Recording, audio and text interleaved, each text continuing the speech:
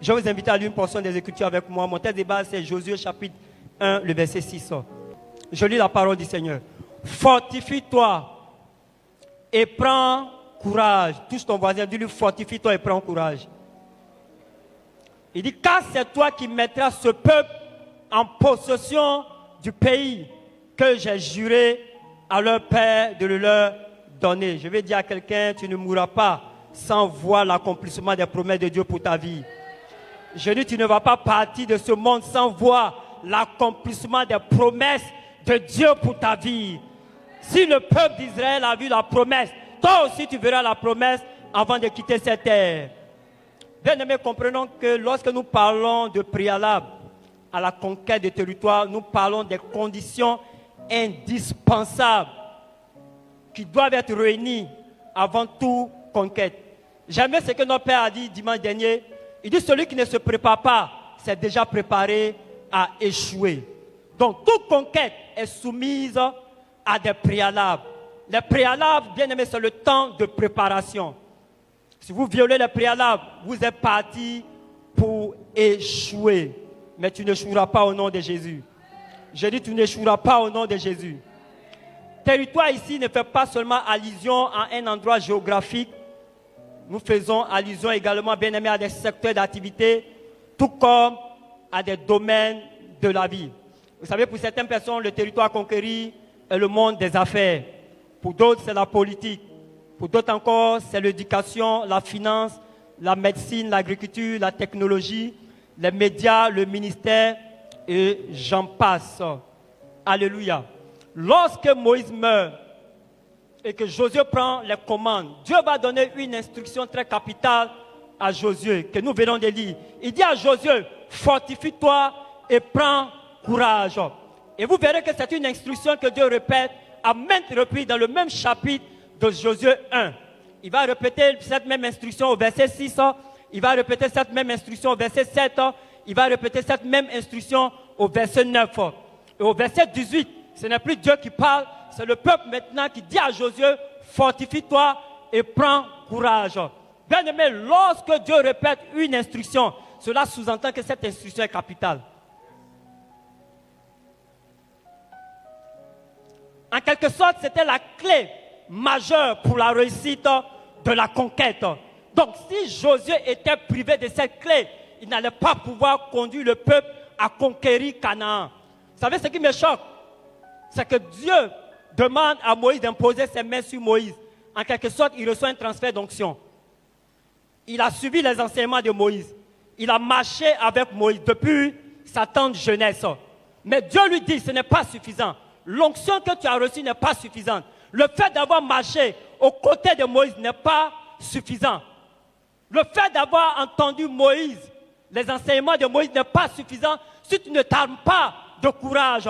J'aimerais dire à quelqu'un bien aimé, il est possible d'avoir l'onction et demeurer dans l'anonymat si tu n'es pas un homme courageux. Il faut du courage pour manifester l'onction. Il faut du courage pour dire à un paralytique, lève-toi et marche.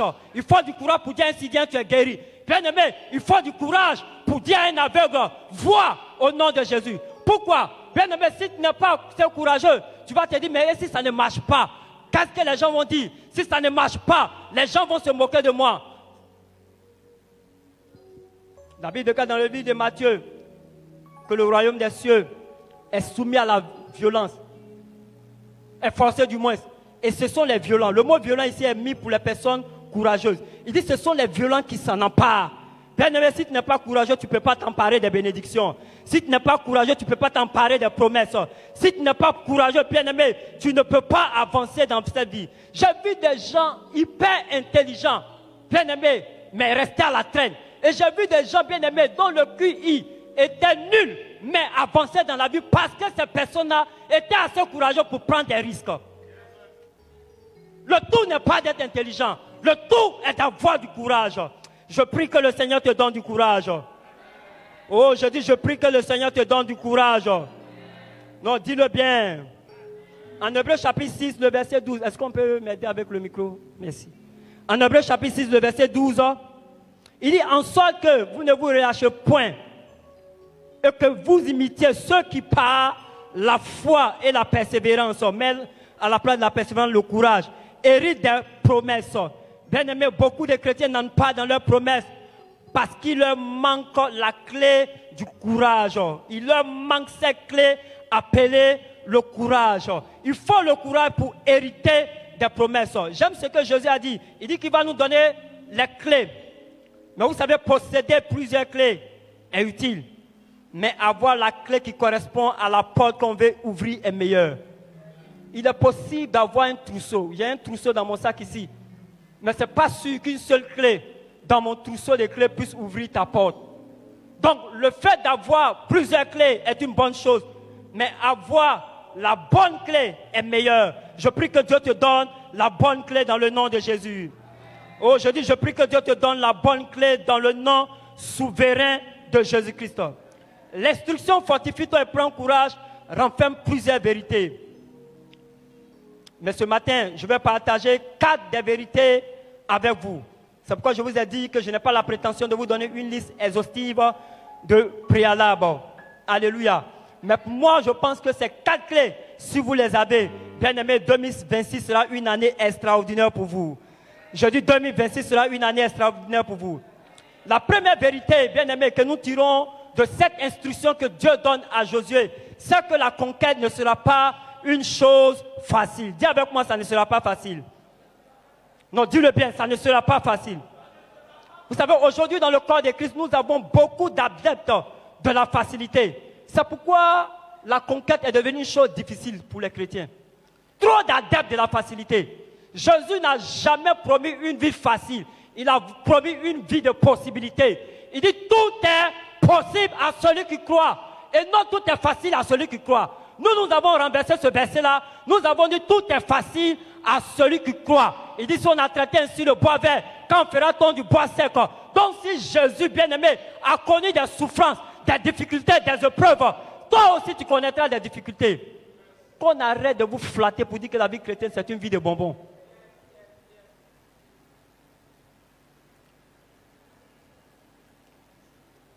Le Seigneur ne nous a pas promis l'absence d'obstacles, il nous a promis la victoire dans les obstacles. Il ne nous a pas promis un chemin sans combat, il nous a promis qu'aucun combat ne serait plus grand que sa grâce. Parfois je me demande, d'où est-ce que les gens tirent cette idée, cette mentalité, qui nous fait croire que tout sera facile dans la vie.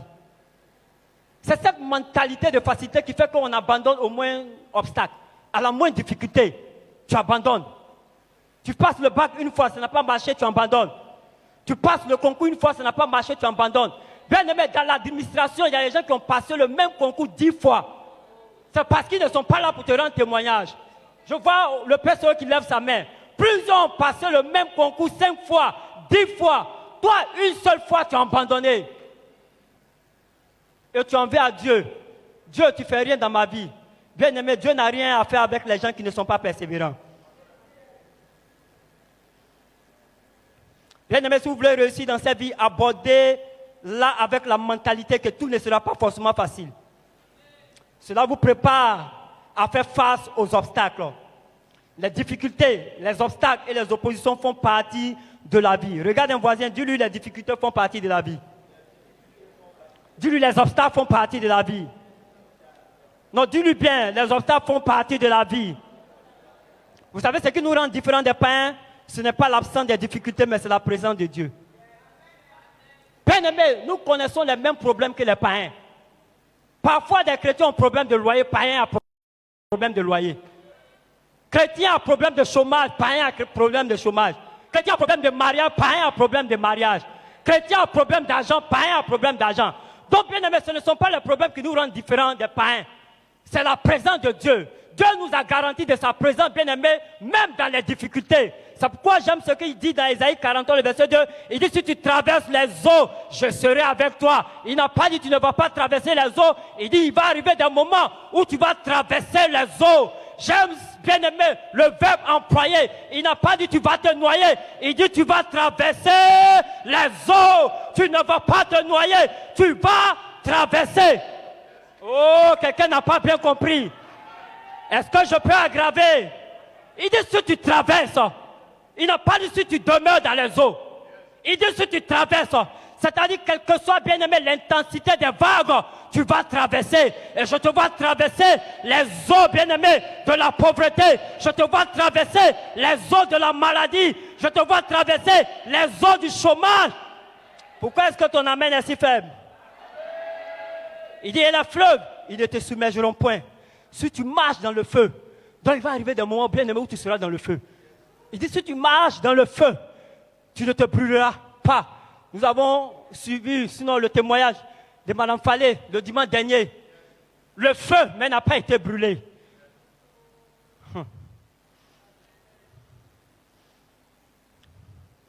Et la flamme ne t'embrasera pas. Il dit à Jérémie, dans le livre de Jérémie, chapitre 1, le verset 19, il dit, ils te feront la guerre. Il ne va pas empêcher la guerre. Vous savez, bien aimé, comment est-ce qu'on peut savoir que notre Dieu est grand s'il ne permet pas des problèmes? Dieu permet parfois exprès des problèmes dans ta vie pour te démontrer sa grandeur et démontrer sa grandeur à tes ennemis. Cette maladie n'est point à la mort, mais c'est pour ma gloire. Mais qui a permis la maladie? C'est lui. Parce qu'on lui a dit, ton ami Lazare est malade et il est resté là-bas en train de bien manger et Lazare est mort. C'est quand Lazare est mort qu'il vient. Parfois Dieu permet que le problème s'aggrave pour que ton témoignage soit plus dangereux. Oh, tu n'as pas compris. Lorsque la situation se complique, ne t'affole pas. Lorsque, bien-aimé, les médecins te disent qu'il n'y a plus de solution pour toi, ne t'affole pas. Car Dieu permet par moments, bien-aimé, que la situation devienne compliquée humainement parlant. Et lorsqu'il se manifeste, ton témoignage devient du jamais vu. Je vois Dieu accorder à quelqu'un en ce lieu un témoignage appelé du jamais vu. Oh, Dieu t'accorde un témoignage du jamais vu. Donc il dit à Jérémie, ils vont te faire la guerre, mais ils ne te vaincront pas. Quelle est la raison? Car je suis avec toi. S'il est avec moi, ils peuvent me faire la guerre. S'il est avec moi, ils peuvent venir, bien-aimés, par un chemin, mais ils s'enfuiront par sept chemins. S'il est avec moi, ils peuvent se lever, mais ils ne pourront pas me vaincre. Dans le psaume 24, le verset 23, verset 4, il dit, le Psalmiste dit, quand je marche dans la vallée de l'ombre de la mort, je ne crains aucun mal, car tu es avec moi, la présence. Bien-aimé, la présence de Dieu nous garantit une victoire dans les épreuves. Je dis, la présence de Dieu nous garantit une victoire dans les épreuves. Le problème, c'est que nous ne sommes pas conscients de la présence de Dieu. Nous ne marchons pas avec cette pleine conscience que Dieu est avec nous. Parfois, on veut des agitations pour savoir que Dieu est là. Bien-aimé, Dieu n'a pas besoin des agitations pour te démontrer qu'il est avec toi. Alléluia. La Bible déclare que notre corps est son temple. Donc, s'il habite en toi, tu veux quelle agitation encore pour, bien-aimé, avoir la confirmation qu'il est avec toi?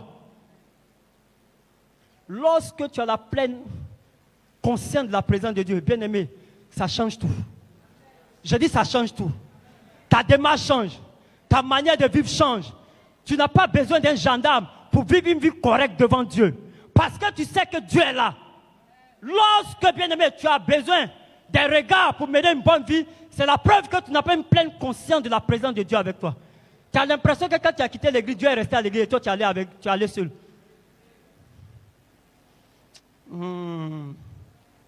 Papa, une année, je suis parti au Burkina. Et ma mère me dit, voilà les sorciers qui voulaient te tuer là. Il ne faut pas les saluer. Si tu les salues, que ton papa voit, ça va devenir un scandale. Tu connais ton papa, non? Je lui ai dit, maman, ma vie avant Christ et ma vie avec Christ, ce n'est pas la même vie. Laisse-les me saluer. Et je lui ai dit, si un sorcier me tue, ne croyez plus en Jésus. Mais le même sorcier, il est encore vivant. Papa, il est encore vivant. Il avance, moi aussi, il avance. Mais on va se croiser quelque part. On va se croiser quelque part. Le combat de David et Goliath, un matin, ça aura lieu. Oh, quelqu'un ne comprend pas. Bien aimé, la deuxième chose que cette instruction évoque, c'est que nos dispositions intérieures sont capitales pour la conquête. Vous ne pouvez pas mener une conquête si la peur, le doute, le manque d'estime de soi habitent en vous. Comprenez que votre état d'esprit joue pour beaucoup dans la conquête. J'aime l'histoire de 1 Samuel chapitre 30. La Bible enseigne qu'un jour, des troupes d'Amalécites sont venues. Cette troupe est venue ravager Siglag et emporter les biens, est partie avec les femmes de David ainsi que les femmes de ses compagnons. Mais avant que David ne se lance pour leur poursuite, la Bible affirme que David reprit courage. il était bon que son état d'esprit, bien-aimé, soit en ligne avec ce qu'il s'apprêtait à faire. Il savait qu'une personne découragée qui va en guerre est déjà vaincue avant même le combat. Vous savez, Dieu a pris soin de façonner l'esprit, la mentalité de Gédéon avant de l'envoyer délivrer son peuple. Gédéon se voyait comme un bon à rien. Mais Dieu l'a qualifié de vaillant héros. Je ne sais pas comment tu te vois, mais je te dis que tu es un enfant de Dieu. Je dis que tu es un enfant de Dieu. Peut-être que tu ne comprends pas toutes les implications, mais si je te disais que tu es un enfant d'ado, tu allais voir beaucoup d'implications là-dedans. Tu allais partir raser 34 hectares quelque part, et puis tu dis c'est mon papa qui a dit de raser. Alléluia.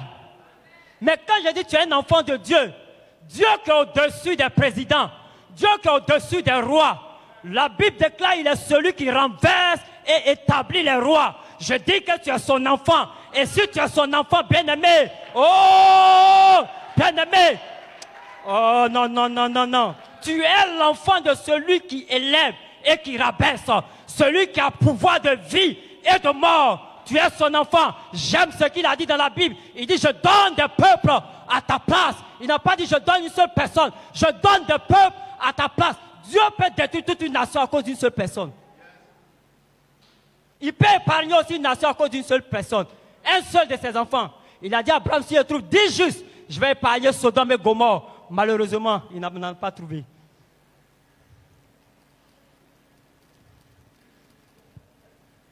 Voilà comment Gédéon parle. Il dit, Gédéon lui dit, ah mon Seigneur, avec quoi délivrerai-je Israël? Voici ma famille est la plus pauvre en Manassé et je suis le plus petit dans la maison de mon père.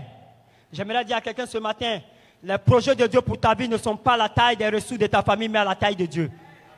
Tu n'as pas compris. Je dis les projets de Dieu pour ta vie ne sont pas à la taille des ressources de ta famille, mais à la taille, bien-aimé, de Dieu. Je dis à la taille de Dieu. Je dis à la taille de Dieu. Tu es peut-être né dans une famille pauvre, mais comme notre Père le dit tout le temps, bien-aimé, une famille riche doit sortir de toi. Dieu t'a permis de naître dans cette famille pauvre afin d'arrêter la pauvreté dans cette famille. Vous savez pourquoi on appelle Jésus Jésus de Nazareth? Et pourtant il n'est pas né à Nazareth. Il est né à Bethléem, il a grandi à Nazareth. On l'appelle Jésus de Nazareth parce qu'il est venu changer l'identité de Nazareth. La Bible déclare de Nazareth peut-il sortir quelque chose de bon. Jésus est venu corriger, bien aimé, l'image qu'on avait de Nazareth. Dieu t'a suscité pour corriger l'image que l'on a de ta famille. Oh, par toi, Dieu va changer les choses dans ta famille. Je dis par toi, Dieu va introduire dans ta famille des choses qui n'ont jamais eu lieu, des bénédictions qui ne sont jamais arrivées. Je dis par toi, Dieu introduit de nouvelles choses dans ta famille. Bien aimé, toute ma famille depuis des générations, c'est des gens qui adorent les idoles. Donc il n'y a rien qui me prédestinait à devenir quoi? Un pasteur. Peut-être je serais un imam, oui, on allait accepter, mais pasteur, c'était incroyable. Si je n'étais pas Kori, il allait être imam. Mais Dieu a fait de moi le premier pasteur de la famille Zebango. Donc ça veut dire à partir de moi, il est en train de réécrire l'histoire de ma famille. Papa, lors de mon dernier voyage, mon père a mis ses manzerins et puis on devait manger. Bon, comme c'est le vieux, il ne peut pas dire Seigneur bénis ce repas. De peur qu'il se fâche. Parce que me rappelle une année, il a tué le poulet. Mon père dit ne mange pas. Pourquoi le chrétien a tué le poulet? Donc j'étais assis et puis il le voit écrit au nom de Jésus. Au nom de Jésus. J'avais envie de rire. Il a dit mais ce gars il fabrique quoi? Et puis il se tourne vers moi, il dit mon fils, depuis que je suis rentré de la Côte d'Ivoire, je ne mange pas sans crier le nom de Jésus.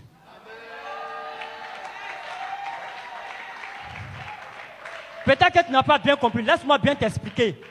En fait, il est en train de dire, malgré tout ce qu'il a comme amulette sur les deux bras, aux reins, tout ce qu'il a mangé, tout ce qu'on a tracé sur ses langues, sur son corps, malgré tout ça, il n'est pas en sécurité s'il ne prononce pas le nom de Jésus. Parce qu'en réalité, bien aimé, il sait d'où je viens. Kaleba suspendu n'a rien fait. Fétiche, on met pied gauche dessus, on parle. Et puis le procès est gagné, n'a rien fait. Manger l'âme n'a rien fait. Donc, il est conscient, bien aimé, qu'il y a une puissance qui est au-dessus de la puissance qu'il adore et qu'il sait.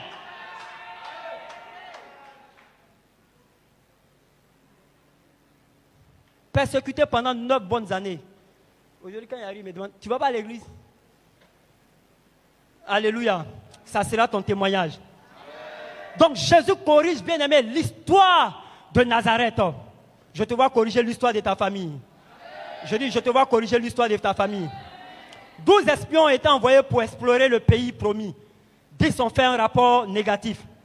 Bien aimé, le problème c'est qu'ils se sont attardés sur les habitants et non sur le bonheur qui se trouvait dans ce pays. Dans cette vie, bien aimé, c'est toi qui décides de mettre, c'est toi qui décides sur quoi tu vas mettre ton regard. Est-ce que tu regardes au problème ou tu regardes à la grandeur de Dieu? Pendant que Saül et toute l'armée regardaient à la taille de Goliath, bien aimé, David voyait une opportunité pour devenir quoi? Riche. Comment est-ce que tu vois les choses? Sur quoi est-ce que tu attardes ton regard? Et ils sont revenus, ils ont fait un rapport négatif.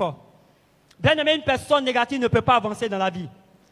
Et il est possible de naître de nouveau et d'être une personne négative. C'est-à-dire, Dieu te dit c'est possible, toi tu dis c'est impossible. Dieu te dit tu es capable, toi tu dis non, je suis incapable. Avant de conquérir un territoire extérieur, il faut d'abord conquérir tes peurs, sinon les peurs qui habitent à l'intérieur de toi.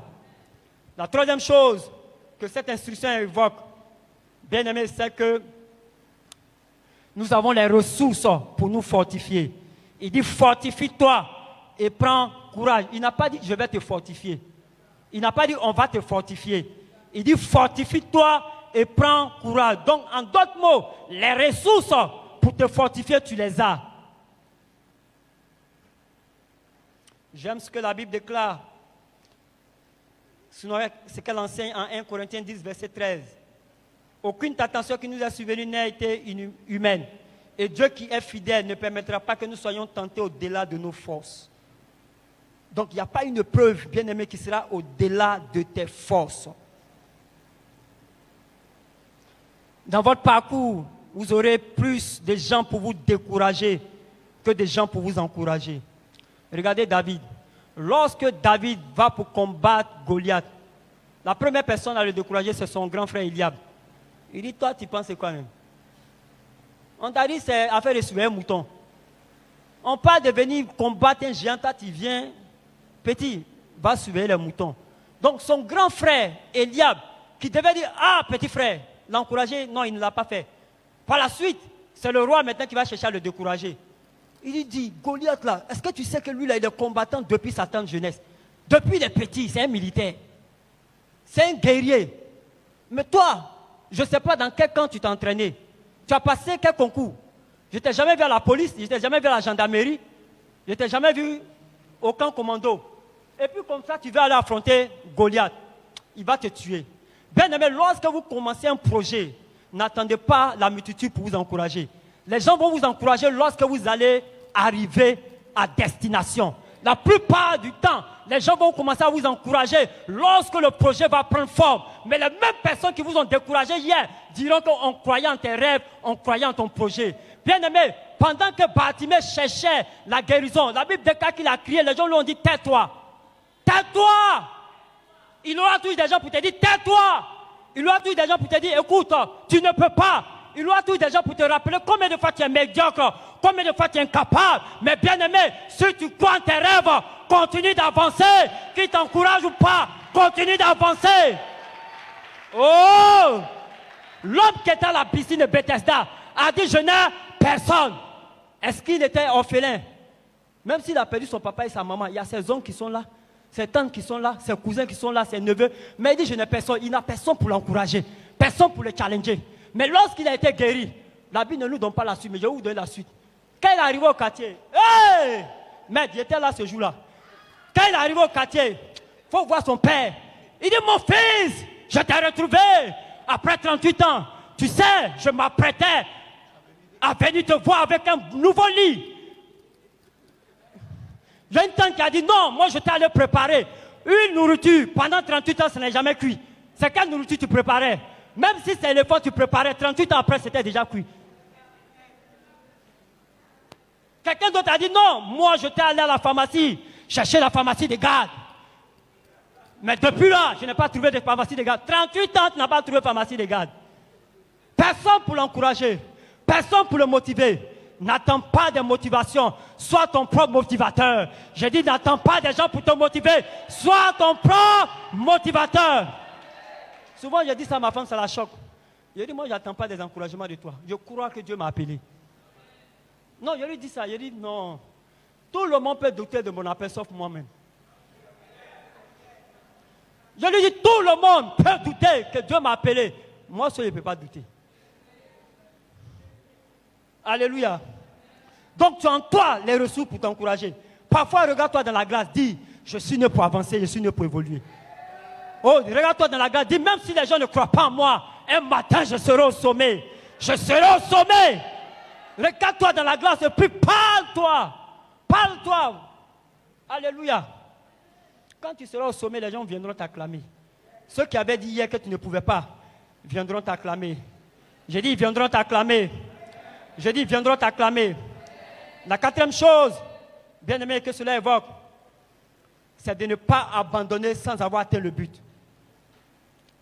Ce quatrième point, il y a des éléments qui sont similaires au point 1. Ça fait trop de gens abandonnent trop vite. Au moins un obstacle, ils abandonnent.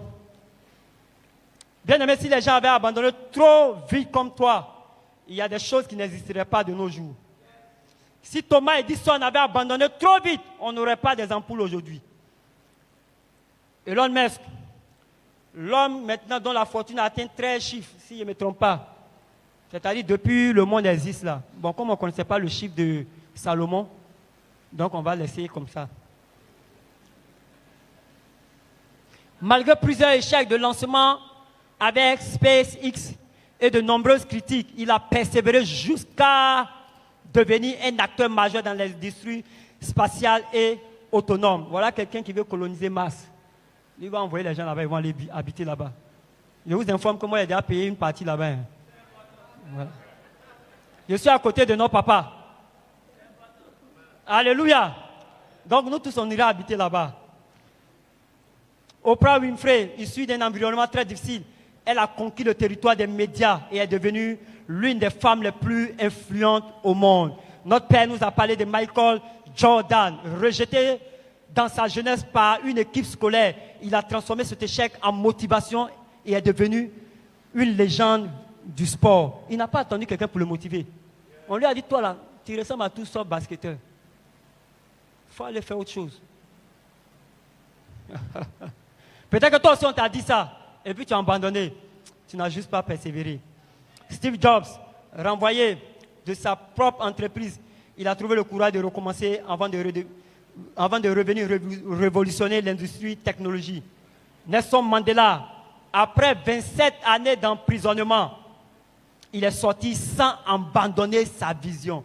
Voilà quelqu'un qui te met en prison. Il n'y a pas un jour, il a dit non, sortez-moi, je ne fais plus politique. Il dit même si vous voulez 100 ans, tant que je suis en vie, moi je vais devenir président.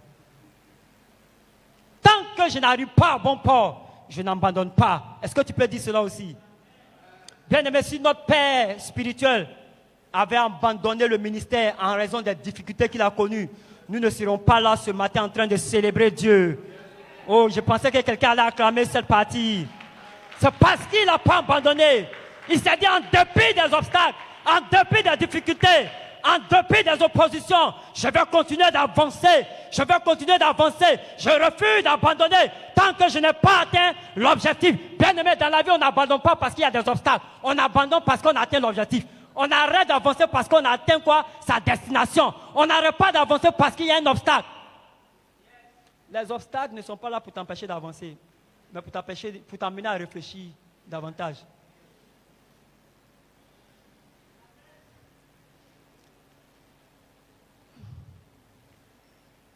Il n'aurait jamais eu de pêche miraculeuse si Pierre s'était abandonné après son échec. De nombreuses personnes ont fait un long parcours pour abandonner à la porte de leur gloire. Les 10 espions négatifs étaient prêts à abandonner à la porte du bonheur. Bien aimé, c'est la persévérance dans la prière de Anne qui a permis au monde de connaître l'un des plus grands prophètes de tous les temps en la personne de Samuel. Je suis venu annoncer à quelqu'un ce matin que ta persévérance va donner naissance à une grande gloire. Ta persévérance va donner naissance à une grande entreprise. Ta persévérance va te faire expérimenter une percée financière. Ta persévérance va te donner un témoignage étrange. Aucune grossesse ne donne du fruit sans persévérance. Si tu abandonnes avant d'avoir conquis ton territoire, tu prives plusieurs vies qui sont connectées à ta destinée de jouir du bonheur. La persévérance est un capital que tous les vainqueurs ont en commun. La persévérance est un capital. Comment se fortifier? Comment se fortifier? Parce que le Seigneur dit, fortifie-toi et prends courage. Bien-aimé, la première façon de se fortifier, on se fortifie par la parole de Dieu. La parole de Dieu est un instrument pour nous fortifier. C'est pourquoi, au verset 8 de Josué 1, il va dire à Josué, que ce livre de la loi ne s'éloigne point de ta bouche, médite-le jour et nuit. C'est-à-dire, prescription, un comprimé matin, un comprimé le soir. À midi, là, tu peux laisser. Mais un comprimé obligatoire matin, un comprimé obligatoire le soir, si tu veux te fortifier. Je vais demander à quelqu'un, est-ce que tu as pris ton comprimé ce matin? Ou bien tu es en train de prendre ça maintenant? Ah, gloire à Dieu. Plus la parole habite en vous, plus vous devenez fort. Plus la parole habite en vous, plus votre foi augmente. Et lorsque votre foi augmente, les exploits deviennent des choses normales. Je vois des exploits devenir des choses normales dans ta vie au nom de Jésus. La deuxième façon de se fortifier, bien aimé, c'est par la prière. Dis avec moi la prière. La prière nous permet de nous fortifier. La prière à l'esprit, ce que l'alimentation est au corps. Aucun homme ne peut rester fort spirituellement sans une vie de prière. Bien aimé, chaque fois que tu pries, tu puises des ressources divines. En Luc chapitre 22, versets 40 à 42, lorsque Jésus était à quelque part de la mort, la Bible déclare qu'il allait dans le jardin de Gethsémani, il a commencé à prier. Il a commencé à prier. La Bible précise qu'un ange est descendu pour le fortifier. Pour le fortifier. Tu sais pourquoi tu craques devant les épreuves et les difficultés? Parce que tu n'es pas fort. Tu n'as pas pris le temps de prier avant d'aller affronter ces difficultés-là. Lorsque tu as un combat, un challenge, prie, fortifie-toi, prie en langue. Prie en langue. Au moins 1 heure, sors, va, affronte le challenge. Bien aimé, c'est dans la prière que les hommes ordinaires deviennent extraordinaires. Les plus grandes batailles sont souvent gagnées dans le lieu secret. Il dit, quand tu veux prier, va dans le lieu secret. Bien aimé, les batailles ne sont pas gagnées sur le champ de bataille. Notre Père l'a dit le dimanche dernier. Bien aimé, la préparation ne se fait pas le jour du combat. Si tu te prépares le jour du combat, on va te défigurer. Si c'est en boxe. La préparation se fait hors du ring. Le lieu secret, c'est le lieu bien aimé où tu puises tes forces. Est-ce que tu as un lieu secret? Troisième élément, pour terminer. J'ai donné 4 préalables et je vais donner 3 éléments pour se fortifier. Ça va faire 7 choses dont j'ai parlé, la perfection. Bien aimé, on se fortifie par les expériences passées avec Dieu. David a trouvé du courage devant Goliath en se souvenant du lion et de l'ours. Il dit, le Dieu qui m'a délivré de la patte de l'ours et de la gueule du lion me délivrera de Goliath. Vous savez, parfois, quand je dis non, sorcier ne peut pas me tuer, ce n'est pas juste parole simple. Hein. C'est parce que je regarde à l'expérience passée. À 2 doigts de mourir, j'ai dit à mon père, laisse-moi mourir. Laisse-moi mourir. Et puis plus de 20 ans après, je suis encore en vie. Bien aimé, je ne vois pas qu'est-ce qui va m'effrayer d'en faire des sorcelleries.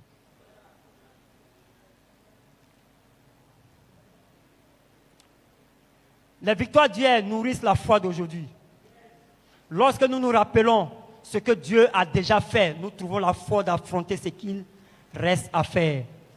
Un homme qui oublie ses témoignages devient rapidement faible. Remémore tes victoires, tes témoignages, les choses que Dieu a accomplies. C'est pourquoi le Seigneur dit, mon âme bénit l'Éternel, n'oublie aucun de ses bienfaits. En fait, il ramène dans sa mémoire ce que Dieu a déjà fait. Et ça lui donne la force de croire encore pour demain. Mais quand tu ne penses pas à ce que Dieu a déjà fait, tu es déjà ébranlé. Un homme qui se souvient des délivrances de Dieu trouve toujours une nouvelle force pour avancer.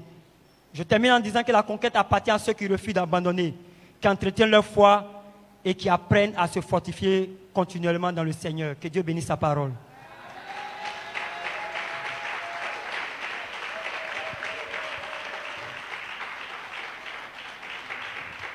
Une seule prière, Seigneur, donne-moi de ne pas abandonner en chemin. Donne-moi d'arriver à bon port. Donne-moi la force d'arriver à bon port, d'arriver à bon port. Prie le Seigneur, prie le Seigneur. Tu as 10 secondes. Demande au Seigneur la force du Saint-Esprit pour arriver à bon port, pour conquérir le territoire qui t'est destiné. Seigneur, donne-moi la force de persévérer en dépit des obstacles, en dépit des oppositions, en dépit, Seigneur Père, des vents contraires.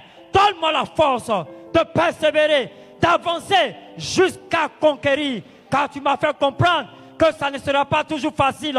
Donne-moi la force de ne pas abandonner au moindre obstacle, à la moindre difficulté. Je te dis merci, je te bénis et je te rends toute la gloire au nom souverain de Jésus.